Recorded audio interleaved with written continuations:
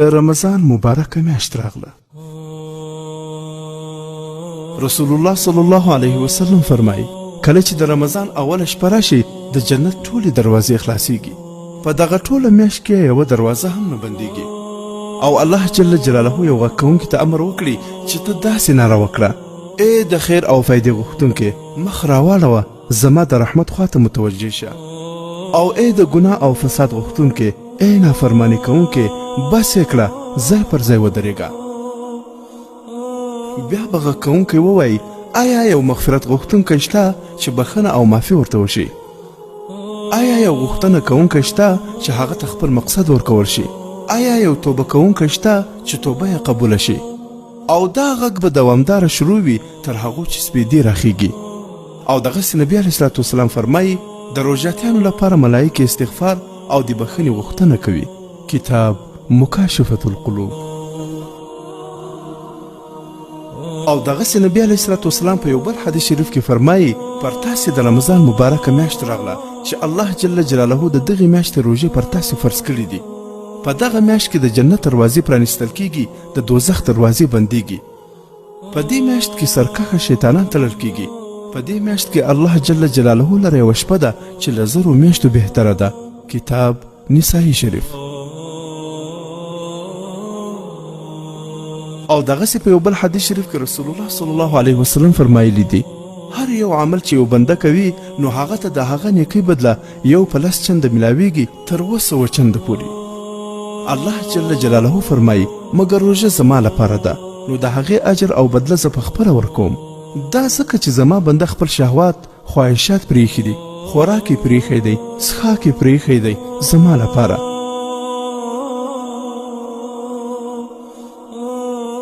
بل دا چې د روژهدار لپاره 2 خوشحالانې دي.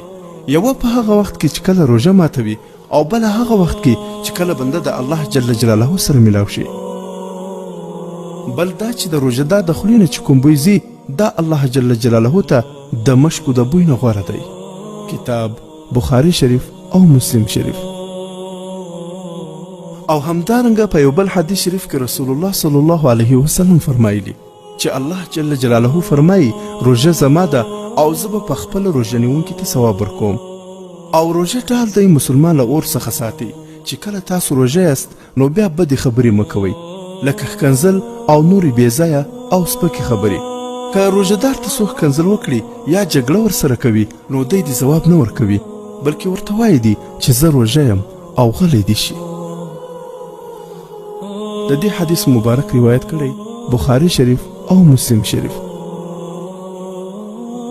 او دغسې یو بل مبارک صحابي فرمایي چې رسول الله صلی الله علیه وسلم وفرمایل دا د برکت میاشت ده. په دې میاشت کې الله جل جلاله ګناهونه بخي، الله تعالی ستاسو د خیر سیالیو ته ګوري او د ملایکو مخکې په تاسو باندې فخر کوي. نو الله تعالی ته ښه کارونه وړاندې کړئ، ځکه چې هغه څوک بدبخته دی چې په دې میاشت کې د الله تعالی له رحمت څخه بې برخې پاتې شي.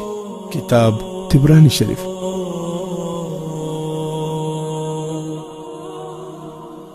او همدارنګه رسول الله صلی الله علیه وسلم فرمایلی په دې میاشت کې 4 کارونه زیات کوي. لومړی د لا اله الا الله ذکر کول، دوهم استغفر الله ویل، دریم دا چې له الله جل جلاله څخه جنت غواړئ، څلورم له جهنم څخه فنا غواړئ. ګرانو مسلمانانو ورونو، د دې خبرې ډیر خیال بساتئ چې دا مبارکه میاشت روژې د موسیقي په لیدو یا اوریدو، د ناوړه تلویزیوني چینلونو په کتلو او یا هم د انټرنیټ د بد اخلاقه ناروا فلمونو په کتلو، د سرو زرو په نشرولو، کتاببازیو، غیبت، دروغ ویلو او یا د کوم مسلمان د زړه په ازارولو در باندې تیره نشي. 10 ورځې به دې په ځان لوږې او تندې تېرې کړي وي، خو په دې خطرناکو ګناهونو به دې خپلې نیکۍ او ثوابونه ټول ختم کړي وي. دا ټول هر وخت حرام دي. خو روژه چې د خدای جل جلاله خپله میاشت ده، په دې مبارکه میاشت کې خو بیخي ځانونه ورڅخه لرې ساتئ. که هوس دی نور بس دی. خبردار چې د دې مبارکه میاشتې یوه روژه هم خدای مکړه درڅخه ضایع نشي او پرې یې نږدئ. له حضرت ابو هریره رضی الله تعالی عنه څخه روایت دی چې رسول الله صلی الله علیه وسلم وفرمایل چا چې د رمضان د میاشتې یوه روژه پرته له کوم عذر لرلو سفر یا مرض ونه نیوله کوم چې الله تعالی ورته رخصت ورکړی دی. نو ټول عمر روژه نیول د هغه قضا نشي پوره کولی.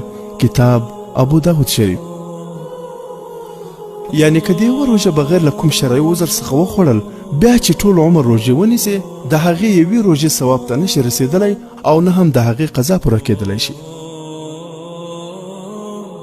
الله جل جلاله دې موږ ته توفیق راکړي چې د دې مبارکې روژې د میاشتې احترام وکړو او دا مبارکه میاشت د الله جل جلاله په ذکر د قرآن پاک په تلاوت او په ښو اعمالو کولو را باندې تېره شي.